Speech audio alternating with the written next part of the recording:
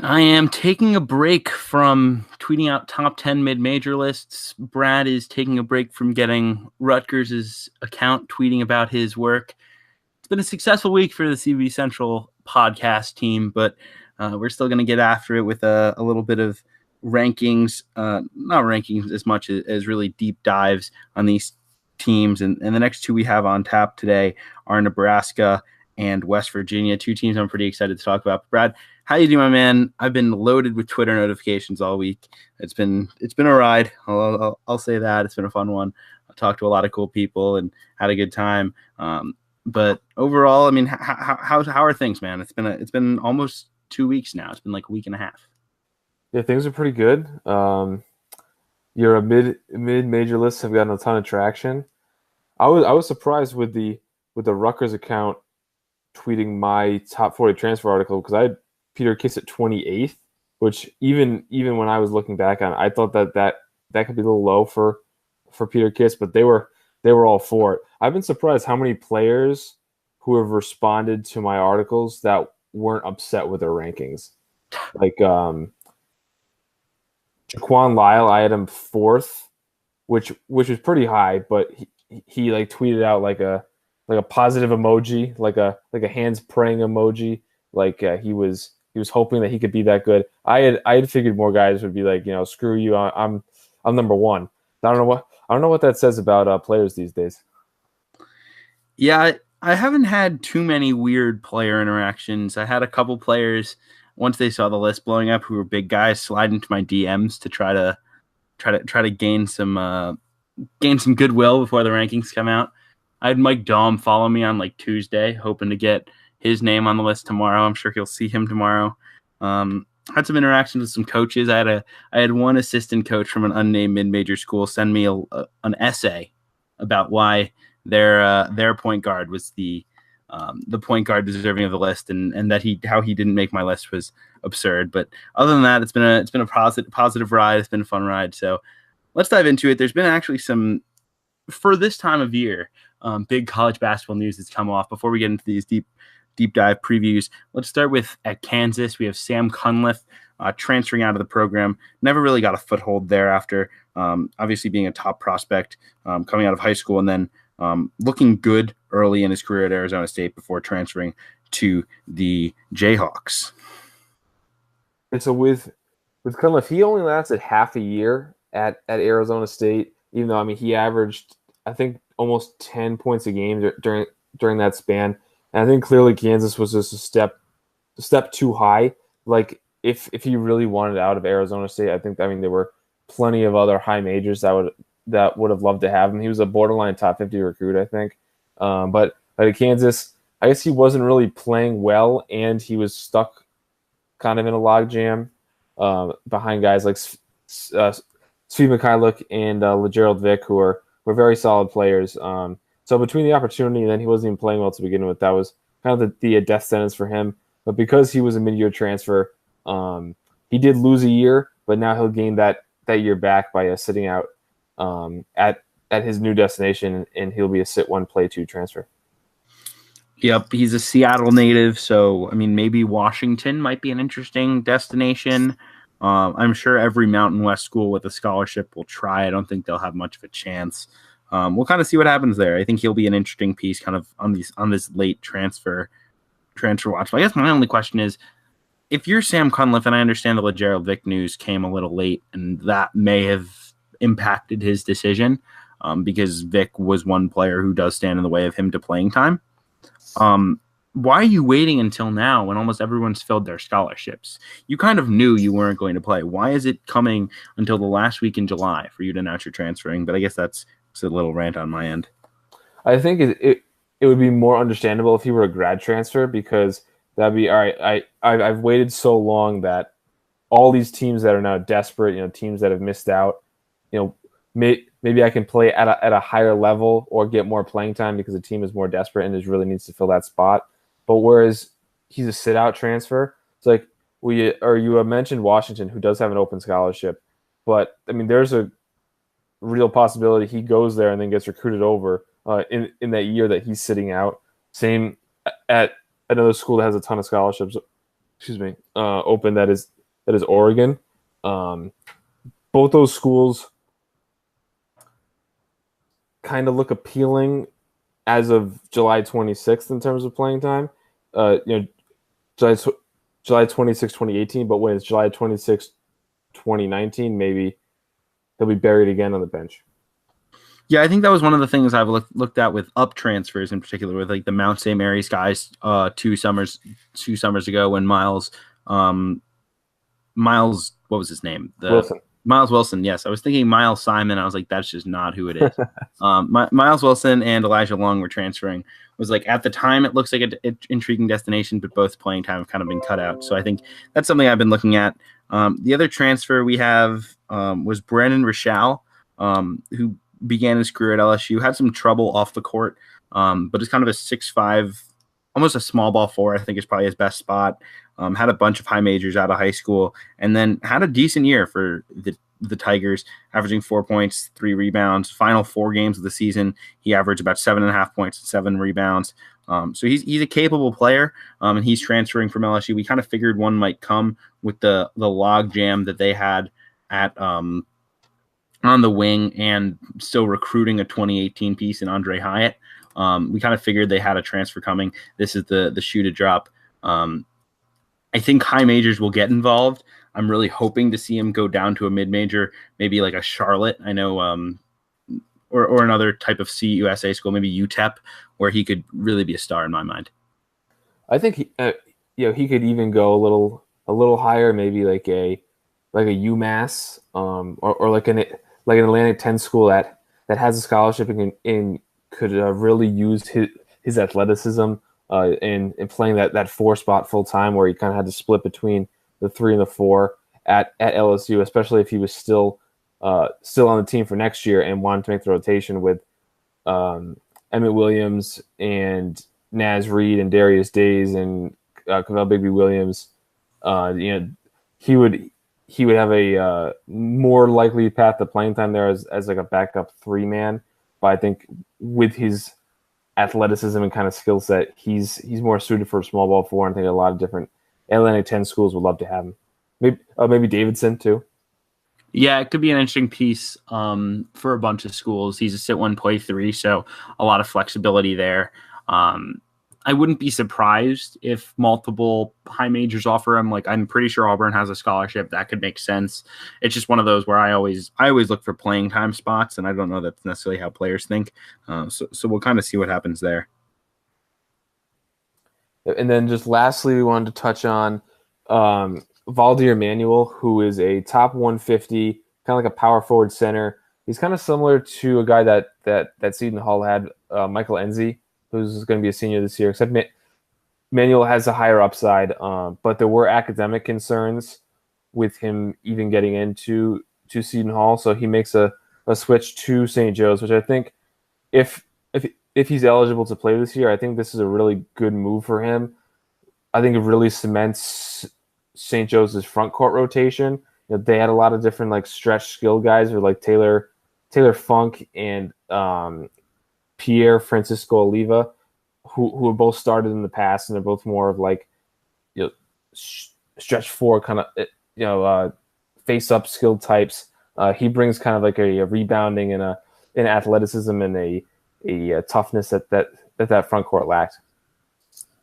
Yeah, I really like this get. I will say generally that I know they've waved off these reports that it's academic in terms of that he will be eligible. That's what the reports are. I've read multiple kind of articles on the St. Joe side that have said he'll be eligible.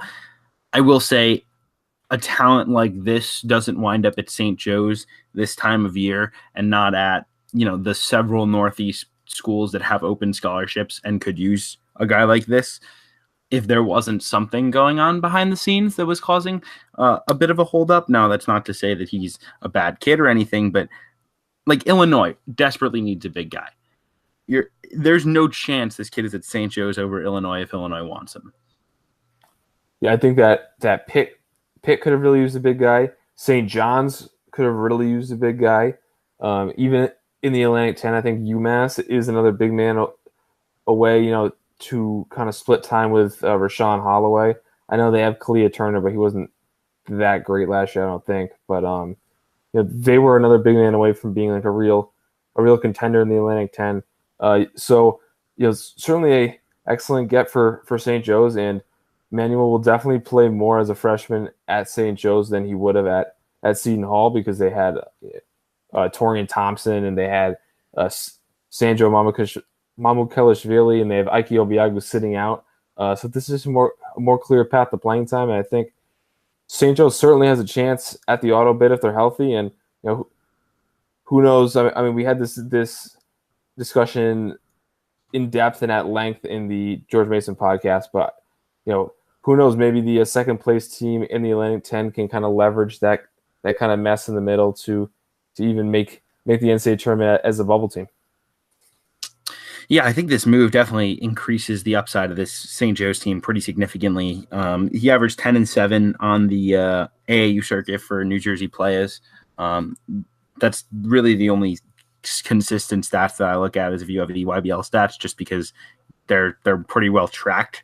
But they 10-7, blocked a fair number of shots. Actually shot 45% from three on about one and a half attempts a game.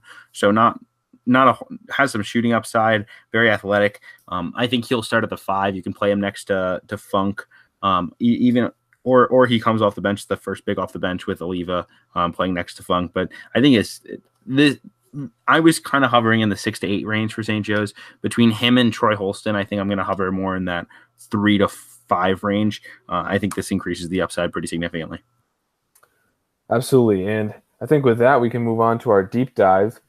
Coincidentally, the first team that we're touching on, the Nebraska Cornhuskers, also recently lost a player to transfer, and that was Jordy Chimenga, who is a huge he was like 6'11", like close to 300 pounds, like a big body, but he was pretty quick for his size, pretty mobile, left-handed, had some solid games for them, more so as a freshman than he did last year as a sophomore.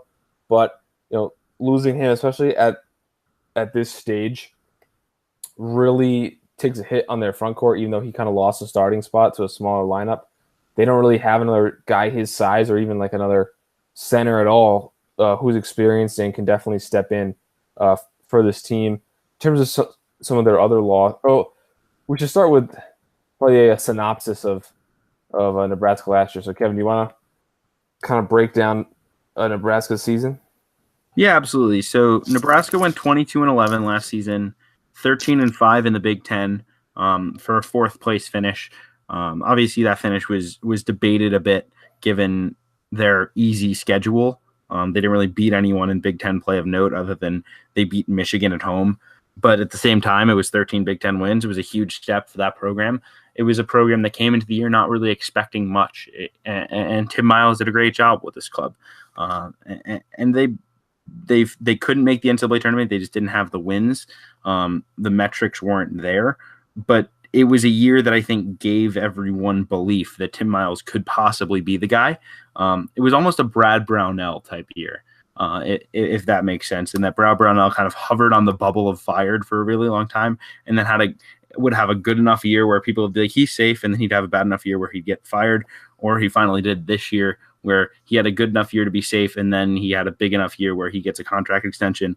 We'll see if Miles can kind of put it all together this year with a veteran group. He does bring back his top 4 scorers in James Palmer, Isaac Copeland, Glenn Watson, and Isaiah Roby, and really it's been about the transfers for Nebraska given their struggles to recruit high school products. James Palmer, the Miami transfer, exploded onto the scene into an all Big Ten player. Isaac Copeland, the Georgetown transfer, had struggled throughout his career at Georgetown. He was a big player for them last season. And then Roby was not a transfer. He was one of the natural products for them. It was Anton Gill, the Louisville transfer, who provided them some good minutes. He graduates, but was a pretty nice piece for this club. Yeah, I mean, in the past few seasons, they've been absolutely destroyed by the transfer market between losing Andrew White to Syracuse, losing Ed Morrow to Marquette, losing Michael Jacobson to Iowa State, where I don't think he's even going to play very much at all this year. They also lost Turan Petaway to an early entry to the NBA draft. So, I mean, as as well as transfers have worked out for this program, they've also been hit equally or even more hard than they even benefited from it. In terms of this gaudy Big Ten record due to this unbalanced scheduling in the conference, they only played Michigan State, Michigan, Purdue, and Ohio State once each in the regular season, and they even only played Maryland once, who was like that sixth place team. They did play Penn State twice, which was their second best win behind the Michigan win. Both the Penn State and Michigan wins were at home, I believe. The best road wins they had were over Wisconsin and Northwestern. So I mean, yeah, this profile really lacked a lot of substance. In that Big Ten record was really the only thing that they had to hold their hat on, but they didn't even have to play the toughest teams in the conference. In terms of that road win at Northwestern was the day after New Year's Day.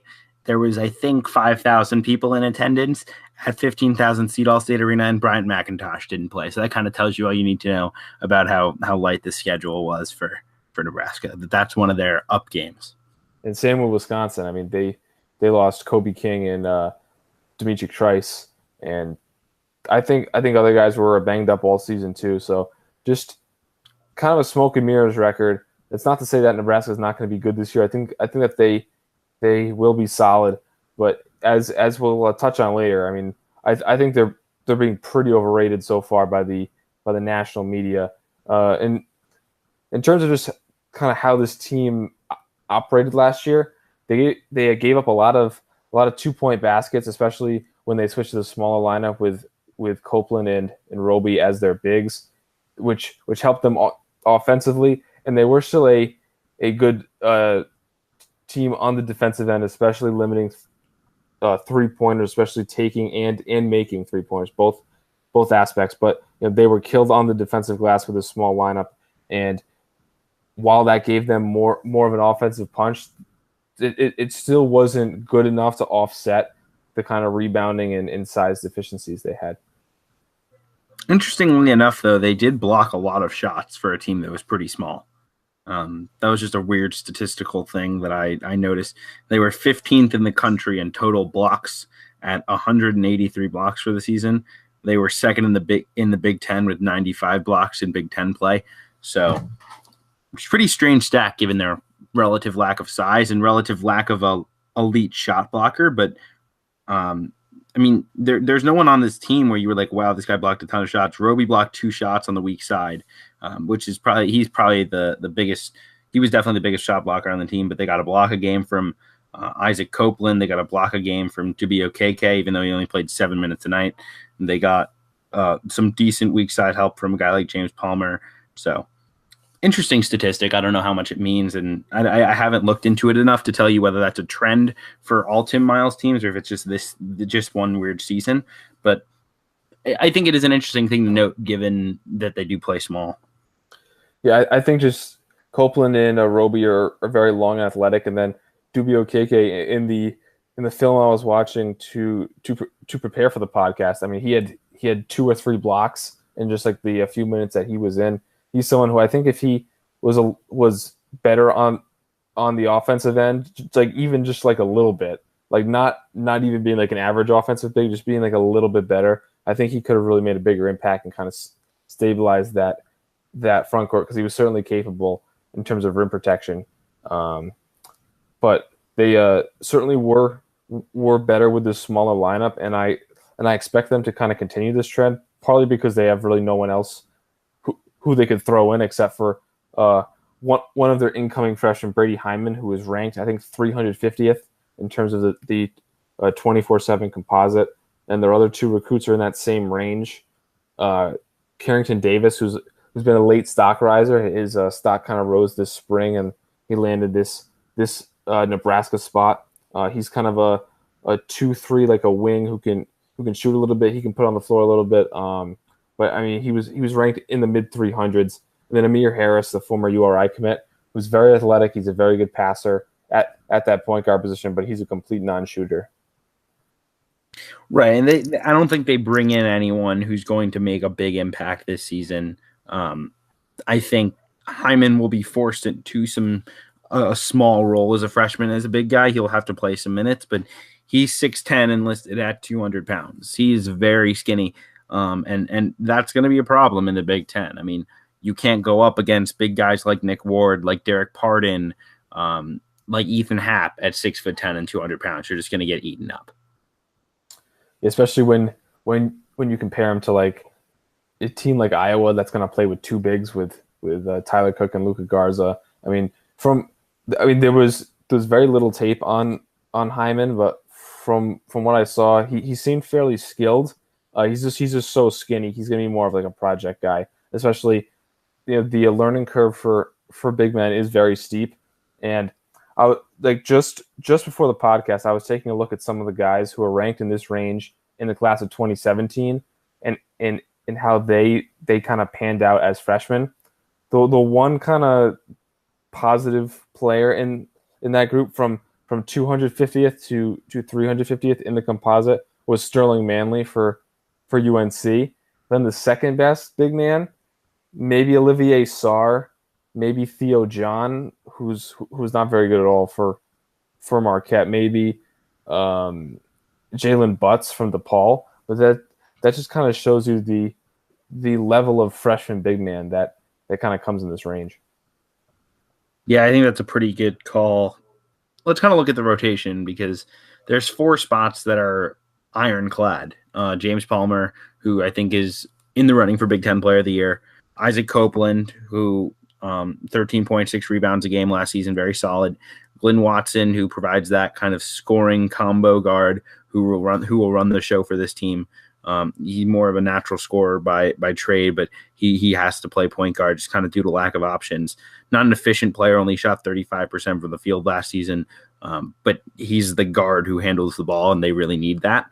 And then Isaiah Roby, who is kind of getting some sneaky NBA buzz at 6'8", very athletic, played really well last season, especially down the stretch, averaged about 9.6 rebounds a game. That's the 4 that's going to play a ton of minutes for this Nebraska team. My question for you, Brad, is what do you see after this group? Because they lose Evan Taylor, who played a lot of basketball for them. They lose Anton Gill, who played a lot of basketball for them. And they lose Jordy Tishimanga, who played a fair amount of basketball for them at 4 points and 5 boards a game.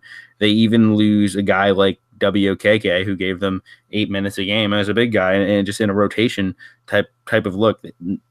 This freshman class last season, the 2017 group, none of them really showed much. Thomas Allen gave them some minutes, but he's kind of a combo guard who doesn't really fit well in the backcourt next to Watson. They'd be playing really small if he's there too.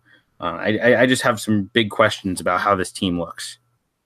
I think you have to go with Thomas Allen to start the season based on this roster. Although I think in terms of style of play, I think both Nana Atenkin and Amir Harris are pretty good fits in that lineup. But I just mentioned kind of the recruiting rankings involved, and Harris was ranked in the mid 300s, and his kind of passing abilities and his size makes him a very nice fit next to Watson, who's more of like a scoring attacking guard. But guys who are ranked there usually don't contribute right away on a NCAA tournament team playing in the Big Ten, and that the fact that he's a total non-shooter kind of hurts as well. And then a guy like Nana Atenkin, he was ranked much higher. He was ranked, I think, in the Rivals 150. In 24/7, he was at 187. But he only played 7 games last season and only 3 minutes in the last the last portion of games where it made it so he could no longer redshirt. So I think Allen's got to be that guy basically for default, but you are right. That's a very, very tiny backcourt. The positive thing is all 5 of those guys can really shoot the ball, and they'll really spread you out, and they'll be a much more dynamic offensive team than they were last year. But without a glue guy like Taylor and an experienced guy like Anton Gill, I think this team's probably going to be a lot worse defensively. Right, and even just, it sounds small, but I'm going to keep bringing back WKK. I mean, he blocked 1 shot every 8 minutes he played. Like, that's valuable off the bench, especially against Big Ten bigs.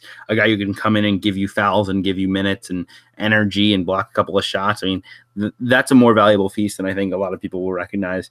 But I mean, I like Harris. I mean, at that 2 spot, kind of that one, he's really the 1 on offense and the 2 on defense, where he'd be guarding 2s, and Glenn Watson could kind of venture out off the ball. But like you said, the recruiting ranking isn't promising. I mean, we'll have to see what he can bring, but just overall, there's just not a lot of depth here. Like Thomas Allen, like, was he good last season? I don't really think so. He shot 40% from the field, played 10 minutes, scored 3 points and a rebound tonight. Like, he's not a game changer.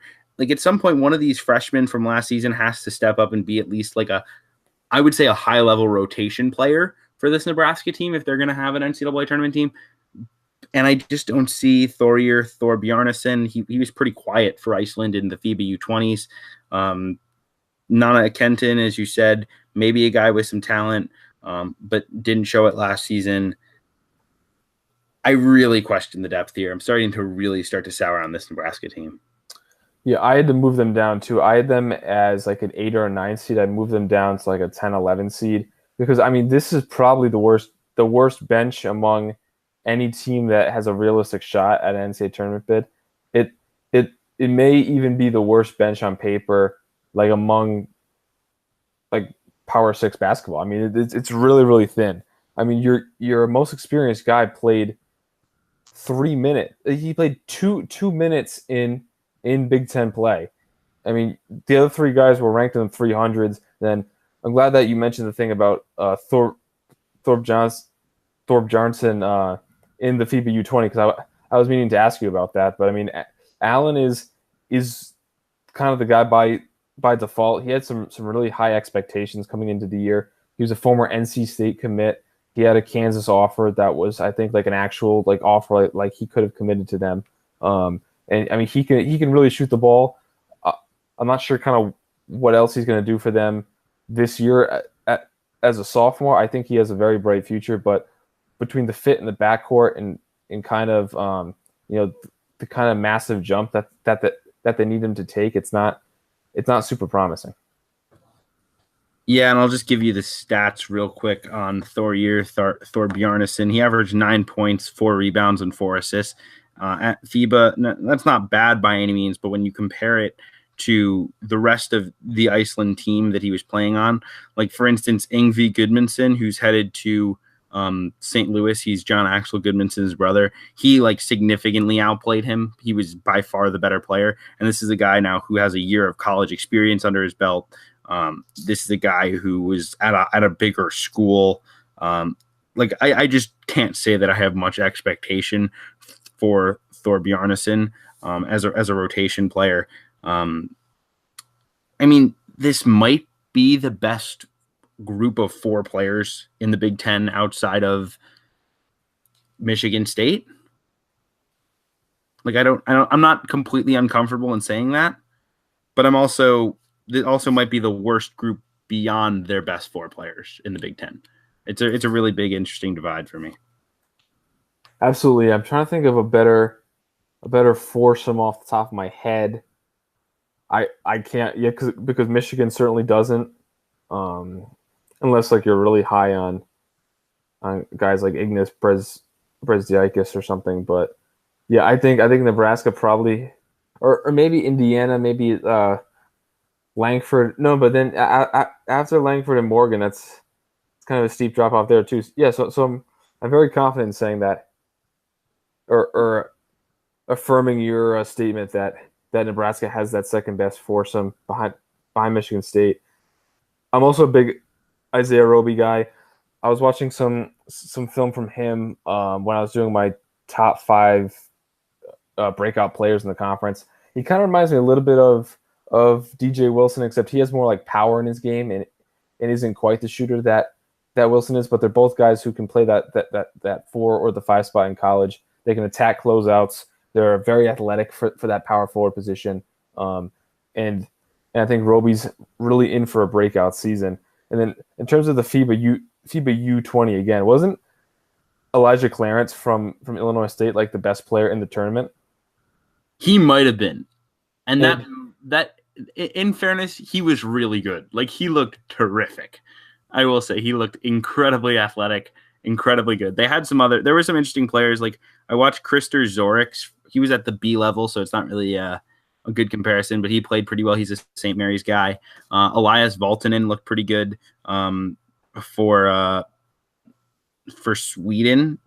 Was it Sweden? I'm forgetting which country he was playing for. He looked pretty good though. He's an Arizona State commit. I watched a game of his, but overall, yeah, it's not like a super high level of competition. So I would have expected a guy who's going to be a Big Ten contributor to play legitimate minutes and play really well.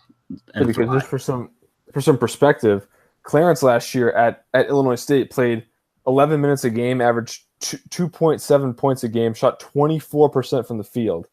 So even if he's a lot better and is like a solid like starting shooting guard or like combo guard in the Missouri Valley, if he's that much better at the FIBA U20 level than Thorpe Johnson, just like think about that in terms of perspective and if he will contribute at Nebraska and why that looks so unlikely to me. Yeah, that's pretty much where I am, to be honest. But yeah, I mean, you're talking about Isaiah Roby. I'm really high on him. He averaged 13 and 9 over his final, I believe it was his last 7 last season. It was last 8 games. He averaged 13 and 9. I had that written down. He even shot the ball pretty well last season. He shot 41% from 3, albeit on fairly limited attempts, but he shot it a little more down the stretch. He took 3 attempts from 3 in his final 2 games of the season, 3 attempts from 3, 5 games before the season ended in a ball game against Illinois, took 2 against Indiana. Like, he showed some confidence in stepping out and taking that shot. And with the athleticism that he has, he's going to be a tough guy to guard on pick and roll as a dive man. So if he can step out and hit that pick and pop 3, that's going to be even more dangerous. There's also maybe a skip pass where he winds up on the perimeter. I think I'm not going to say he's going to be their best player, but I wouldn't be surprised if by the end of the year he's their best player over James Palmer. Yeah, from what I've seen, he's certainly worthy of like a second round flyer. I think you are correct. As the season goes on, he's going to be more firmly in the draft picture. In terms of where you have Nebraska in the Big Ten, where did you have them kind of before the deep dive and then versus now? I've dropped on them, to be quite honest, after this dive fairly significantly. Right now, I don't think they're an NCAA tournament team. Like, I just don't, like, I like Tim Miles. He's a good guy, but he's not that high level a coach. You have a high level core and then no bench. You have a point guard who's inefficient. For me, this team gives off all the warning signs of being overrated preseason. I think they're going to be in that 8 to 11 to 12 range at the Big Ten that has Northwestern in it, that has like maybe Maryland's in it, Penn State. I think that's it, Iowa. I think they're in that tier of the Big Ten at this point. Like, I mean, obviously I watch a lot of Northwestern and I'm a little more confident in their abilities next season than I think most people are. But I think I'd take this Northwestern roster over Nebraska's unless Isaiah Roby becomes like a superstar. Yeah, so I had them prior to the deep dive. I had them in 4th place, just behind Michigan State, Michigan, and Wisconsin. In terms of nationally, I had them kind of as like a 8 or a 9 seed. But I've since moved them down to 6, so not as far as you dropped them. I just put Indiana now at 4 and Purdue now at 5, and I have Nebraska slightly ahead of Ohio State, who's my 7th team. I still think that this team can make the tournament, especially after kind of diving more into like a guy like Amir Harris, who I do think fits really well, and maybe could leverage potential playing time to kind of improve from where he's ranked. But I do agree that I definitely soured. The bench is definitely a concern, and they really need guys like Nana Akenton, Brady Hyman, and Harris to really make jumps that aren't probable based on their kind of body of work. Yeah, I would agree with you there. I also think this is a pretty interesting time to kind of get your feel on Tim Miles. Um, Given that this is the year, like Nebraska has to make the NCAA tournament this year. Now, will he get fired if they don't? I don't know that that's the case, but they're not going to make the NCAA tournament the year after that. I'm incredibly confident in saying that because you're going to lose Glenn Watson, James Palmer, and Isaac Copeland, and probably Isaiah Roby. And given just the lack of talent on this roster, they have Deshaun Burke sitting out next year, but he's not exactly a superstar at that level, at least. They're going to be bad in 2019-20. Like, he desperately needs to make the tournament. He's under contract through 2020-21 season, which is what? He's got 3 years left on his deal, that would mean. But it wouldn't surprise me at all if he gets given that the salary was not announced for the 2020-21 season, but the 18-19 and the 19-20 were announced. It wouldn't surprise me if that final year is non-guaranteed, which would imply, or at least not fully guaranteed, which would imply that he could be hot seat if he doesn't make the NCAA tournament this year, even to the point of a surprise firing. Yeah, I was thinking that myself, looking at next year's roster, because you're looking at, even if Roby comes back, a starting lineup of like Thomas Allen, Datchin Burke, Nana Kenton, Isaiah Roby, and then either you go big with Hyman or small with Amir Harris. I mean, that's really not looking so hot. And then, I mean, they still have 2 open scholarships. Like, maybe they could add Brandon Richell. I mean, he would add something for that front court. Maybe you take a flyer on Sam Cunliffe, but I mean, there's nothing out there really that's going to change too much. I don't really know their 2019 recruiting status too much. But in terms of this season, something really interesting to note, that the national media, kind of based on my top 25 composite rankings that I've taken from 16 different too early top 25s, they're actually very, very high on Nebraska, to the point where Nebraska is the first team outside of the composite top 25. They're in 5 of the 16. Someone has them at 16. I will find who that is now. That is Andy Katz has them at 16. Athlon Magazine has him in there at 24. I think Aaron Torres from Kentucky Sports Radio has him in there. Boston Brackets has him at 25. I don't know if that's Lucas or Tristan who has them at number 25. And someone has him at number 19 too. That's Torres. All right, so that's a wild overranking based on all the research that we've done. So either they're kind of overrating those top 4, or they just haven't kind of done the due diligence, because it's very, very hard to make a case for them as a top 25 team. Yeah, I would completely agree. I will note they lost Xavier Johnson late in the process, and now this did kind of open things up for them to go get Amir Harris. But they lost Xavier Johnson late. He was a signee in the fall. He was a 200 ranked combo guard, 200 nationally combo guard who's winding up at Pitt now. And is he like a superstar? No, but he'd probably be starting at the 2 for this team. So I think that's something to keep in mind as well. Yeah, I know that Providence liked him too, until they signed David Duke there. Just kind of taking a look at their guys that they have offers out, I haven't really heard them like too involved, like just based on like reading Twitter and like looking at like Crystal Ball. Just like off the top of my head, I haven't heard them like as leaders for any of these guys. I mean, Zach Harvey is like a local guy. I think he's more with Kansas and with Creighton.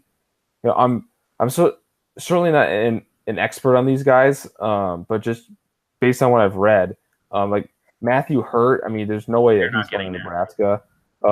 Noble Days, I think he's more Wisconsin. Acole Arop is on here. Didn't they have like a controversy when they let his brother off scholarship? So I mean, maybe they could turn to the JUCO ranks, but I don't really see a lot of optimism here. They just offered Mika Adams Woods, who's a point guard from the City Rocks, who's pretty good. It's his first like big offer. He has interest from Purdue. He has a Nevada offer. Took an unofficial to Siena in the spring. Siena's recruiting him pretty hard. Iowa's looking at him as well, but hasn't offered. Like that's kind of the level that they're looking at. And he's the same ranking as these guys that they're looking at right now, and that like he's in that 250 to 300 recruiting range, which is like a solid prospect. But they're going to need impact guys. You know, that's a guy who's going to impact the MAC or the MVC or the A10 right away, but he's not got a guy who's going to impact the Big Ten right away. So, yeah, that's the level of guy I think that they're really gonna be looking at. And granted, it's hard to recruit to Nebraska when it is not exactly a populous area. It is not a destination basketball town. I mean, they have a great fan base, but it's not a destination spot to recruit to, especially when you don't have a history of being like a top program. But Tim Miles, I think if Tim Miles can't get to the NCAA tournament and save his job, that's going to be the thing that cost him, was he just didn't recruit at a high enough level. Yeah, and you know, fans will be very quick to point out like all the exceptions of like these like low ranked guys like a Sterling Manley from last year, or like a Zaire Smith, where I know Providence fans are very quick to point out like Bryce Cotton, who was completely unranked and then became like a college superstar. But the odds are so against that, because there are so many guys who you just don't even remember that these 2 and 3-star guys who come high major and they're there for 1 or 2 years and then they just fall completely off the face of the planet or go down to the mid major. So there's so many more kind of failures in there than the overwhelming successes. So when like fans are bringing up these anomalies, it's just like the probability is so low, but you're just so biased that you just can't kind of rationalize it. You just think that every guy is going to be the exception. I know I'm certainly not immune to this. I mean, even with this Providence class, with guys like Chris Monroe and Jimmy Nichols, been hearing things about how well that they've been playing in the preseason, and everyone's, you know, myself included, penciling them into spots in the rotation. But you know, you always have to kind of check yourself and kind of realize things from like a more macro perspective. Yeah, I think that's all we have on Nebraska.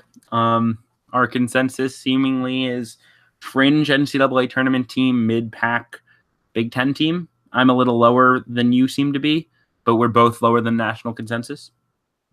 Yep. Right. So on to West Virginia. Yes, let's do it. All right. So last year, they had a great season. They were 12th in KenPom. They lost to Villanova in the Sweet 16.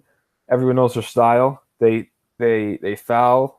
They pressure the ball. They play long, ugly games that kind of hit like the 2.5 hour mark.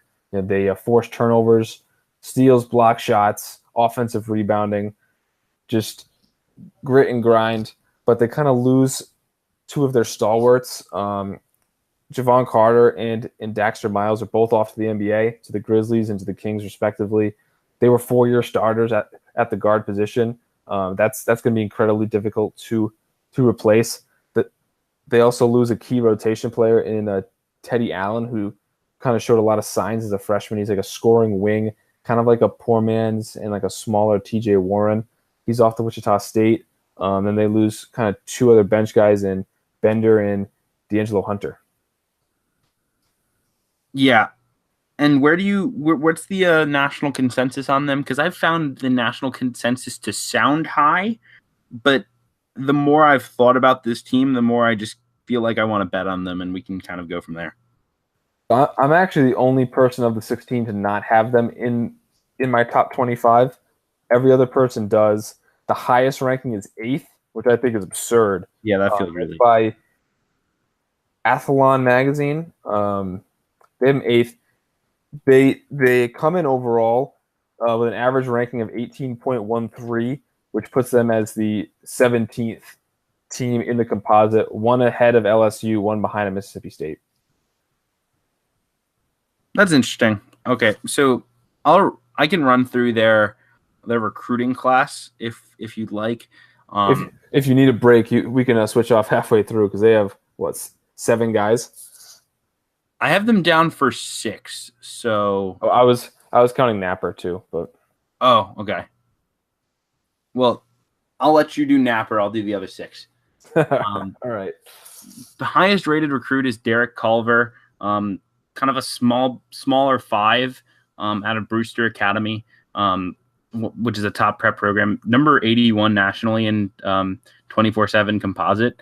That's a really impressive level of recruit for them. I know they're really in on Oscar Shibwe, who's a 2019, who's a really high level recruit, but this is not a program that we typically envision landing top recruit after top recruit, more of a developmental program. So for them to go into a crowd and land a guy like Derek Culver is impressive. They land Jordan McCabe, who's 112 in the rankings, undersized point guard from Wisconsin, who is the subject of many a mixtape. He's the other white point guard you see on Ball Is Life all the time, other than Mac McClung. He's known for his handle. I have questions about him contributing right away in that system, but he's got high upside. Trey Dooms, who is a 6'3" shooting guard out of another really good program, University School in Florida. He played rotation minutes for that team. Also a top fringe top 150. They have him at 168 in the rankings. Then they have Emmett Matthews from Tacoma, Washington, who is 176 in the composite. I believe he was did he decommit from UConn? Yes, yep. He committed from UConn. He's a long athlete. I thought he was going to go to Washington after he decommitted, but he wound up at West Virginia. I thought he was also going to look at Pitt. That didn't happen. Then they have 2 JUCO players, Jermaine Haley, who is a former top recruit who went to New Mexico State, barely played, and then was going to go to Wyoming, didn't go to Wyoming, wound up JUCOing and had a pretty big year at JUCO. He's like a 6'7" lead guard type who's going to be an interesting piece to watch. And then Andrew Gordon, a top JUCO prospect as well, who's ranked by 24/7 as a top 10 JUCO. I have to look at like some of the more reputable JUCO recruiting sites to get my full sense of him as a JUCO prospect. But that's kind of where they are at this point. And then just Brandon Napper missed last year with injury. He's another scoring guard, kind of fits their specific style. I mean, they're getting these kind of aggressive scoring guards, these long athletic wings, and then big men who are mobile, who rebound and who play extremely hard. Both Culver and Gordon really fit that mold in terms of bigs. I think Culver's he kind of looks more like a 4, but kind of based on the roster, you would think he plays more of like the 5. I mean, he could play the 4 next to Kanate, kind of like what they did with John Holton. I think Devin Williams as a front court a few years ago. In terms of Gordon, yeah, I saw that 24/7 had him in the top 10, and then the JUCOrecruiting.com didn't have him ranked at all, which I found strange. I think probably 24/7 is closer with that ranking. He's someone who if Culver's more of a 4 than a 5, he could get some time. And then Jordan McCabe, a lot of people think that he's like the savior who's going to come in and replace Javon Carter right away. But guys in this range, the range that I kind of looked at was from 80 to 120. You don't get a guy who's going to come in that range and be a starting point guard on a good team. You either get guys who are kind of listed at point guards who play off ball, kind of like a Kellen Grady from last season, or from a few years ago, Carson Edwards was in that range, or the kind of guys who get a lot of minutes and play well on like a bad team, kind of like last year with like a Trent Frazier or like a Brad Davison. So again, kind of like what we were talking about with the Nebraska recruits, getting guys in this range who you want to be a high-level, high-major starting point guard from day one. It's just not very realistic. I also just generally have questions about a guy who's listed at 5'10", 155 on 24/7 and 6 foot 175 on verbal commits, being a starting point guard and dealing with the just the grind that is a West Virginia basketball season in terms of will his body hold up and will he compete? Will he be able to play at a defensive level high enough to, contribute to winning big time. I mean, obviously he's going to play less minutes than maybe other starting point guards. He might kind of rotate in with Jermaine Haley. You could play some Bolden at point guard at times. I know he's more of a combo. Like they have some pieces that they can play in the backcourt. But I do think it's really I think that's a big question mark that shouldn't be counted on the way that it is. Yeah, I think it's really like their only question mark, though. I think other than point guard, I would say kind of just like the overall talent level. I mean, they have Sagaba Konate, who's an excellent player, but then kind of after that, like Asa Ahmad's good. Lamont West was kind of disappointing last year, but he's solid. I really like Wesley Harris, and this bench is very inexperienced, but just kind of like what's the ceiling of that core? But besides point guard play, this is a pretty sound roster. Very good defensively, very long and athletic. It's just I think you really hit the nail on the head there with I think McCabe's just getting a little too hyped up based on like the mixtape and the high school stats versus kind of just looking at the probability of everything. Yeah, I think that's pretty much a good way of summing it up. I guess my other question with this team is like it's kind of a weird question to put into words. I don't really know how to describe it. Is what does their backcourt really look like? Because like Bolden's 6 feet tall and not nearly as good a defender as you might expect from a West Virginia backcourt. Like Daxter Miles was a good defender. Javon Carter was a great defender. Bolden's small. McCabe's small. They're going to need some size to play the 2. Now, I think Trey Dooms has a chance to really crack the rotation this year. I'm pretty high on him. That is based on like a half of a game I saw of him against Montverde in, I think, March or April. It was a weird day where I was just sitting alone watching weird high school basketball. It was a time. But like where do they fit on the wing? I mean, Jermaine Haley is not a shooter. So I don't, and he was listed at 6'8", 215 at JUCO. He's not a shooter, so I don't really like playing him at the 2, especially if you're going to be big across the front, even if Konate is going to shoot the ball, which is an interesting question that we can touch on as well. I think Dooms is going to play minutes, but like I feel like they're missing a wing. They're a bit repetitive up front between West, Ahmad, and obviously Konate. You're not going to want to play all 3 at once.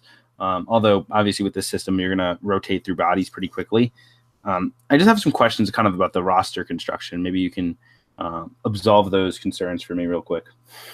Yeah, I think that you make a really good point too about like a secondary creator, where like guys like Ahmad and West and Harris, you know, they're not really guys that are going to create their own shot that much. Like maybe Ahmad a little bit, but West is more of like a spot up shooter. Konate is like a big man. And then Bolden can certainly create his own shot. I don't know if he can create shots for other people. At least he hasn't proven that thus far. So I'm not sure if he's really a great starting point guard. And then we kind of mentioned the concerns with McCabe. You know, they have a lot of different options here, but I think it's kind of underrated or underreported how much they need to rely on some of these freshmen to give them some creation, especially in the backcourt. In terms of my projected starting lineup, I went with kind of an unrealistic one, but the 5 guys who I think are their best players, in Bolden, Harris, Ahmad, West, and Konate. Harris is a really good defender who I think can definitely guard guards, but he's more of like a 3, and Ahmad and West are 3-4s. And I like players like Haley, that kind of like the glue guy type, kind of like the Kyle Anderson role in like the NBA, not his role at UCLA.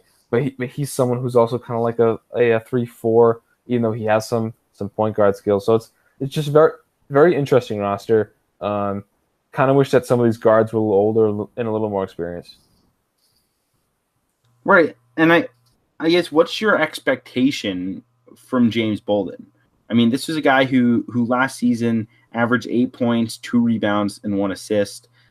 I mean, he's and that was only in about 17, 18 minutes a game. I mean, he was an impressive scorer, but I don't have very high expectations of him taking the next step from I can go get my team a bucket when I'm playing next to either Javon Carter or Daxter Miles to I'm running offense, because McCabe I have questions about, as we've said. We both kind of have these concerns. and then we have Trey Dooms. We have Emmett. I'm blanking on the last name here. Matthews. Emmett Matthews. I keep going Emmett Williams and going, that's not correct, and then just losing the page that I was on. It's a rough night on the podcast. Anyhow, I really struggle with this backcourt and putting together how they're going to create efficient offense. And while that's less of a concern when you're going to create a lot of easy buckets with your defense, I think it hinders the upside of a team like this.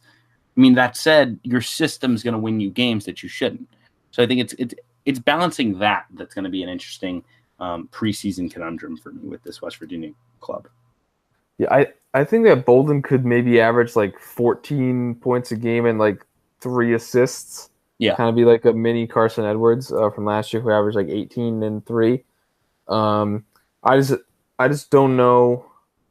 Like, Bolden's probably like the 4th or 5th best player, but he's definitely the best scorer. I don't know what kind of green light he gets, especially with so many other guards in the backcourt who could maybe fit a little bit better.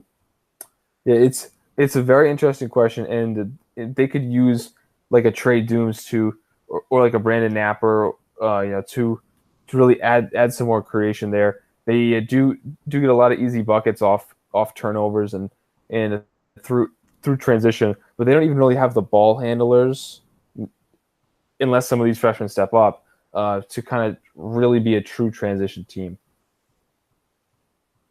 Yeah, I'm really trying to piece together a lineup that I like, and I'm just really having trouble doing it. Like, I'm thinking what I would do if I'm West Virginia is I think I would start Bolden. I almost would start Bolden, Haley, and then start Ahmad, West, and Kanate across the front. Okay, yeah, so it's just no Harris. No Harris, yeah. Yep. I think you'd get a little bit of ball handling from Haley at the 2 and a little bit of like the more natural point guard. Have him play 2 and then guard 2s, and then Bolden can be freed up to score a little more. And then you have like McCabe off the bench. You have Trey Dooms off the bench. You have Harris off the bench. He can kind of anchor that second unit. You can bring the 4-star freshman Derek Culver off the bench, who should be a nice piece. I think that's the lineup I like the best in terms of like the way it all fits together in my mind. I have no idea if that's what Bob Huggins is going to do, though. Yeah, I think it's also worth noting that last season, the Harris, Ahmad, West trio kind of went 2 in, 1 out, where I think Harris was the starting 3, Ahmad was the 4, and then West came off the bench. Mm-hmm. So I think you're going to see 2 of those players in at once, as opposed to having Harris play up at the 3. And then Haley, I think you are right that Haley might be able to give them enough kind of ball moving and creation to make a more cohesive lineup. In terms of like projecting a rotation, usually I say let's project the top 9, but I think with Huggins, it's more appropriate to do like a top 10. So who are kind of the 2 or 3 players that you think are going to be on the outside looking into this rotation? I would say that's a great question. I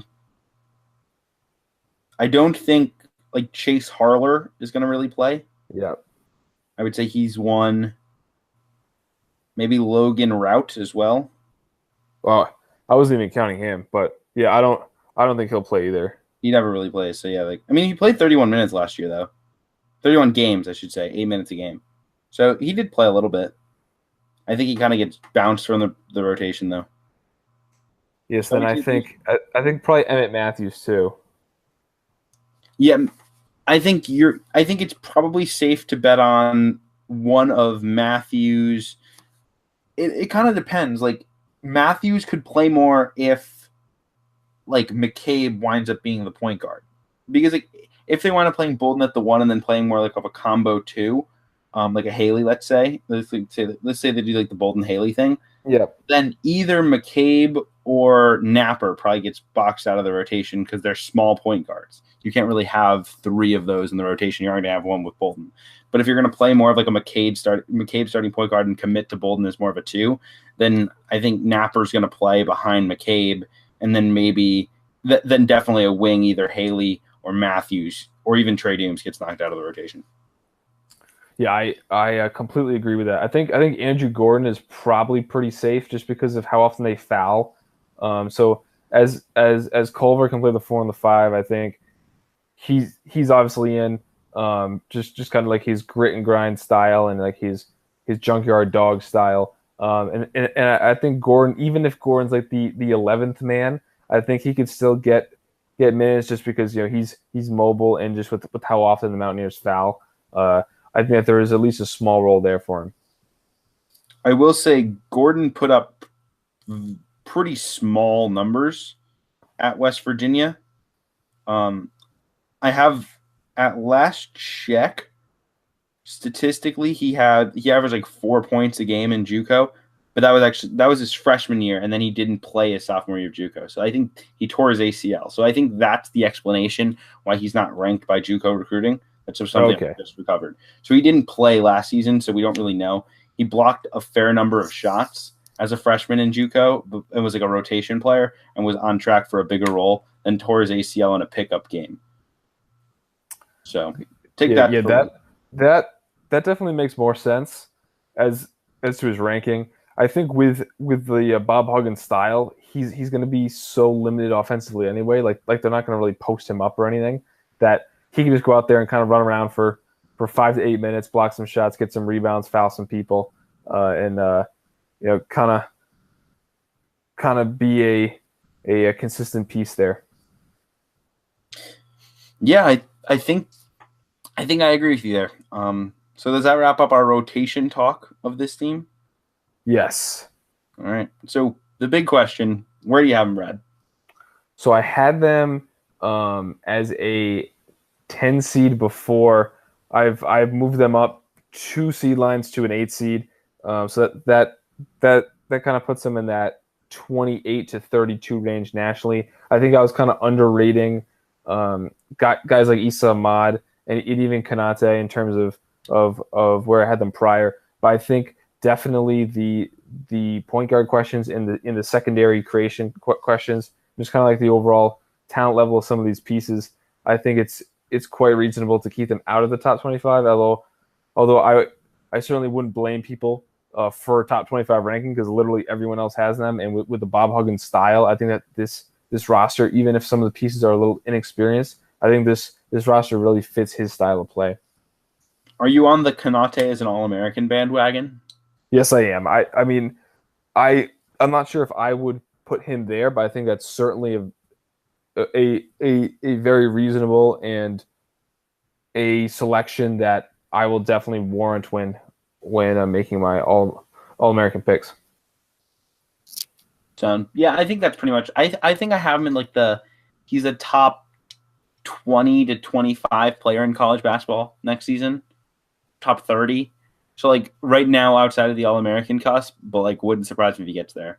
As for their ranking, I had them 20 in my official too early top 25. I think I still have them in that 20 to 30 range. I think I'm pretty confident in Kansas and Kansas State at 1 and 2 in the Big 12. And then from there, I have a big tier of Texas Tech, Texas, West Virginia, TCU, and Iowa State. And I literally could see West Virginia finishing 3rd or 7th in the Big 12. That whole range I see is like fairly interchangeable, mostly because I'm pretty high on Iowa State. I'm pretty high on Texas. I think Texas Tech is going to do some things with Chris Beard. So like overall, like that's just kind of like the tier I have them in. I would say preseason I'll probably have them in the top 25 and probably top 5 in the Big 12, probably top 4. But I think that 3 to 7 range is pretty wide open. That's where they'll fall depending on how their point guards shape up. Yeah, but I agree 100%, except I just have them 7th. I have them 1 spot behind Texas Tech in the national rankings. and 3 spots behind Iowa State in the national rankings. I'm also very high on this Iowa State club, and then I think the addition of Matt Mooney makes Texas Tech a tournament team once again. But the Big 12 is so strong, especially that top 7. I think that there is a pretty big gap from West Virginia to Baylor, and also another gap from Baylor to Oklahoma State, who I have at number 9. And I think Oklahoma's going to be very bad and be the clear last place team. But I mean that top 7 is all clear cut tournament teams to me, and to have 70% of your league in that kind of category is very impressive for a league. Yeah, no, the Big 12 is going to be super fun. I think that's just a pretty easy thing to say. I think that wraps us up for this show, Brad. I mean, anything else we have on either of these two clubs? I think I went down on both of these teams slightly in doing these previews tonight. So sorry, West Virginia and Nebraska fans, when you're not in when you may or may not be in my top 25 next time I tweet one of those out, whenever I decide to. If I'm a little higher on West Virginia, but that's more course correcting on my part, and then I'm a little lower on Nebraska. I think West Virginia is certainly the better team of the two, and I think that they're certainly more likely to make the NCAA tournament than Nebraska. But if I'm a Nebraska fan, I would be fairly optimistic that they're at least a bubble team, at least in the mix again, for a tournament bid. And if they can take care of business a little better with some more quadrant 1 or some more quality wins, I think Tim Miles will be here to coach another year. Completely agree. That wraps us up. Thanks for listening, everybody. Thanks for sharing my work over the last 4 days. Thanks for sharing Brad's work over the last month. He's been putting in a ton of work over at Busting Brackets. But I know I can speak for both of us in saying we really appreciate the support, both of the podcast, of our written work, of our tweets. It's been a fun ride. And just hope to keep continuing it. We're less than 4 months from college basketball, and I think that's good news for everybody involved. Have a good night, everybody.